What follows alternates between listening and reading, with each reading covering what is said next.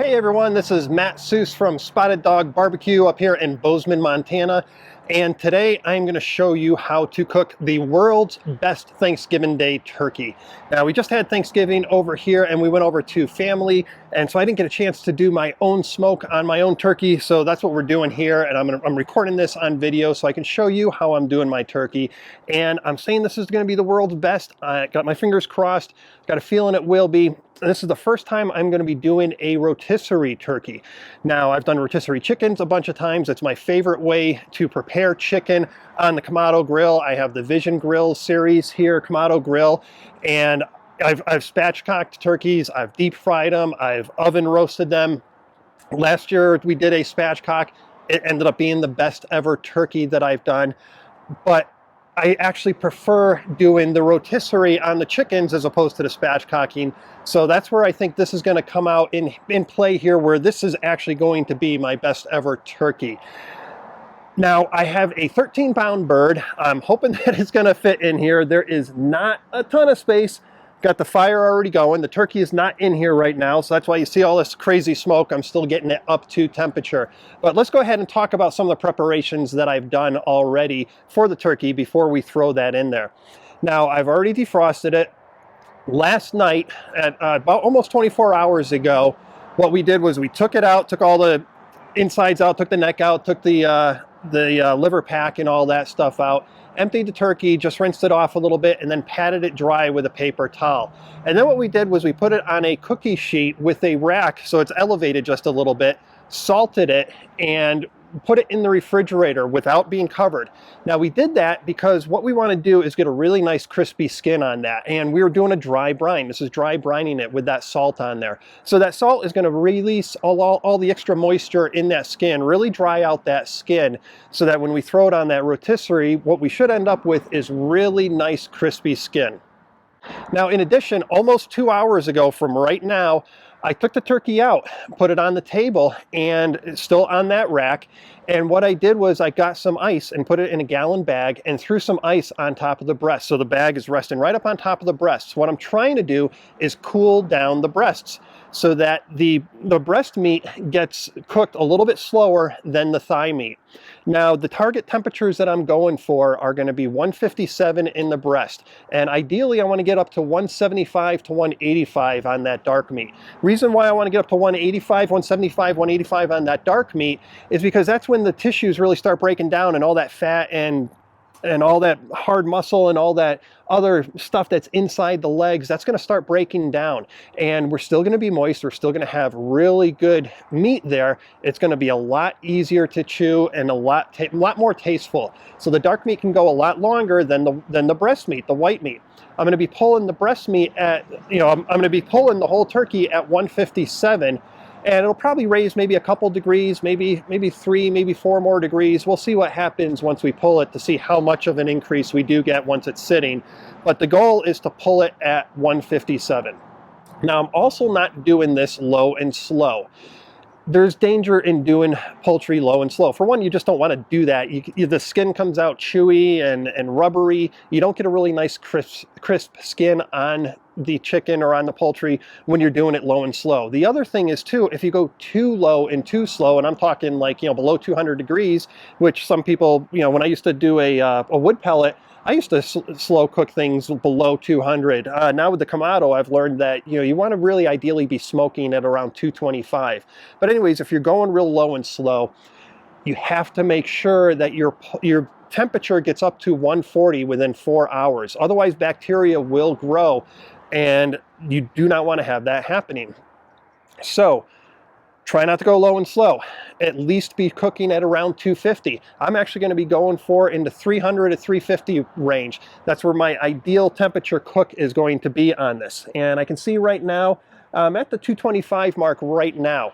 So I'm getting really close to being able to put that turkey in. If you put it in a little bit lower, you can always get that temperature up. But ideally, on the rotisserie, I'll be cooking at around 300, 325.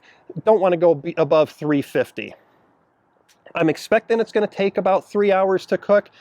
However, I cook by temperature, so the meal is not done and ready yet until you reach the desired temperature. I'm also going to let it rest for about 30 minutes too after I pull it off. Once we hit that 157, I'll let it rest. Now, in terms of the seasoning, what we're going to do here is once I get that ice off the breast meat, I'm just about ready to do that. I'm going to go into the kitchen now and do that. I'm going to wrap up the legs, wrap up the wings, so that they're not flailing all around when it's spinning around on the rotisserie. And then what I'm going to do is add some olive oil, rub that in, and then I have some spices that I'm going to be adding to it. I'm still fine-tuning them right now, so I can't tell you exactly what they are right now, but actually if you look up here, I'll add those to the video so that you know exactly what spices we added to this. So with all that being said, now is the time to go in. I got to get that turkey ready because I am just about ready to throw this on here. So I'll be back in a little bit. Okay. Burp it. Okay.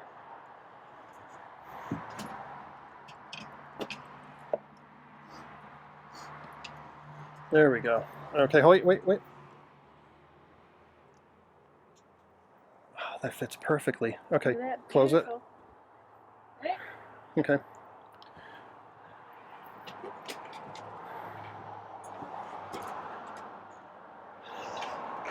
All right, so we just obviously got the turkey in here. One thing I wanted to mention how I did that setup there. So what I did is I have the lump charcoal pushed all the way back, and I used 2 pieces of wood in addition to the lump charcoal. I put the 2 pieces of wood on the very bottom. I was using pecan wood, a little bit milder than mesquite, which is our usual favorite, but we're trying to go a little bit milder on this turkey. Now, the reason why I have that lump charcoal pushed all the way in the back is because I'm trying to minimize the time that the fire is really hitting the bird. So every time it's spinning around, it's hitting the fire, but then it's cooling down a little bit. It's hitting the fire, then it's cooling down a little bit.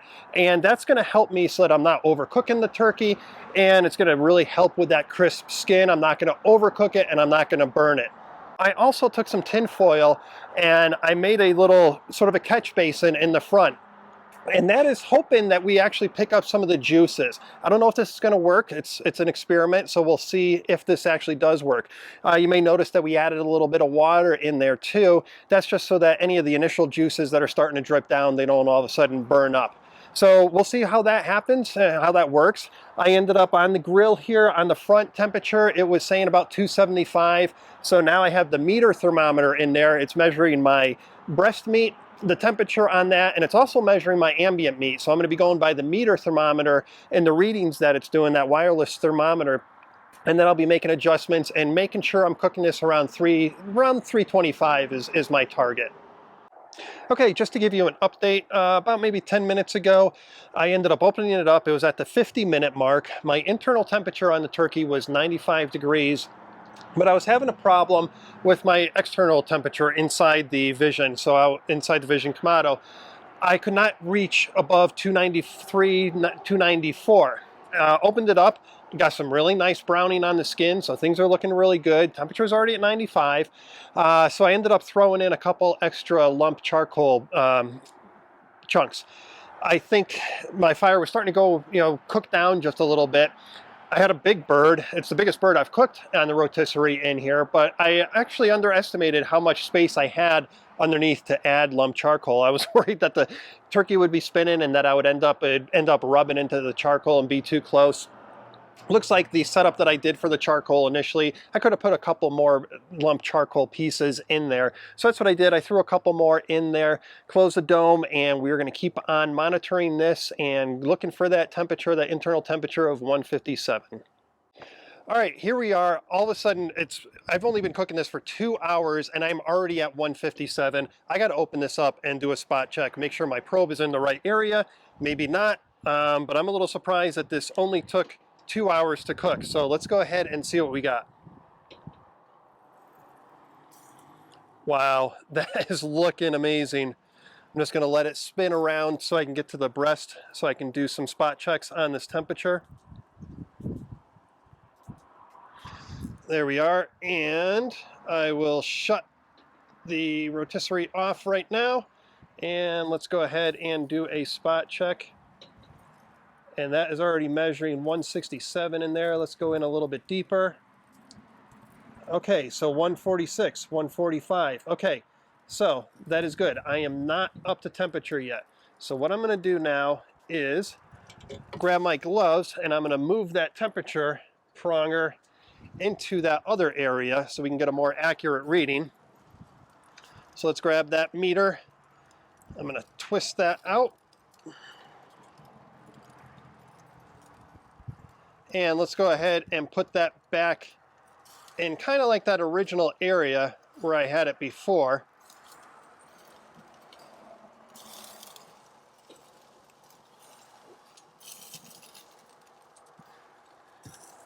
There we are. Not quite the right area yet.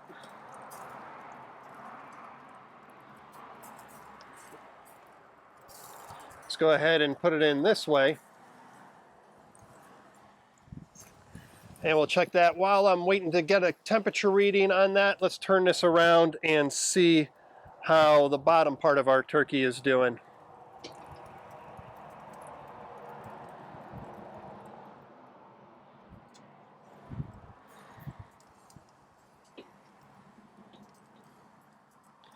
Okay, only reading about 144 on that, so we still have a little ways to go. So I'm going to fix this temperature, close the lid, and I'll be back in a little bit. All right, been about 3 hours now, the original time that I thought this was going to take to cook. Got my fingers crossed that I think we are now right at temperature. Let's go ahead and take a look. Man, that is looking amazing.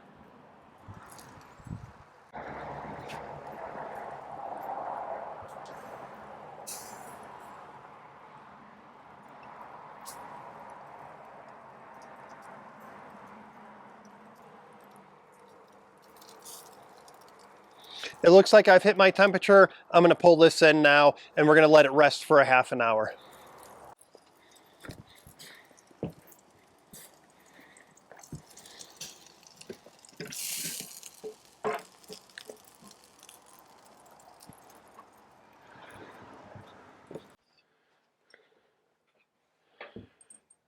All right, let's take a look at that bird. That looks amazing. Look at the skin on that. That came out perfect. Okay, now it is time for the all-important taste test. I got some of the white meat from the breast, and I have some of the dark meat from the thigh, and really nice crisp on the skin. Really impressed with that. Let's give this a taste.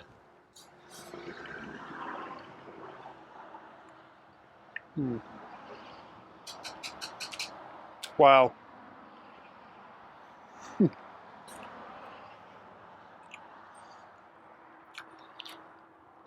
That breast meat is moist, seasoned perfectly. Yeah, that is really, really good. Can taste a little bit of that cayenne pepper. Yeah, I'm liking that a lot. All right, let's give a shot with the dark meat now.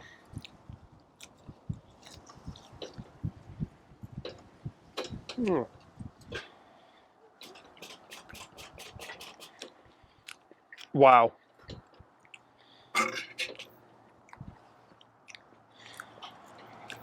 Man, I gotta cut this video short because I gotta get inside there and I gotta have some of this turkey with the rest of everything, with the cranberry sauce, with the mashed potatoes and gravy, with the corn, with the salad. I have a new favorite way of doing Thanksgiving turkey, just turkey in general. On the Kamado with the rotisserie. I kept it actually at about 300, a little bit less than 300. Ooh, man, that cayenne's kicking in just a little bit. That is really nice, adding that adding that spice to that. So it cooked for about 3 hours or so. Rested it for about 20 minutes before I started carving into it. Cooked perfectly. 300 is a really good temperature to go. Got nice crisp skin, and man, I got to get inside because I got to have some of the best turkey I've ever cooked before. Hey, just a reminder, if you like what you saw, click down below, subscribe to this channel. This is my brand new YouTube channel, Spotted Dog Barbecue. I'm going to be doing a lot more cooks. Hope you enjoy it. Let me know what you think in the comments.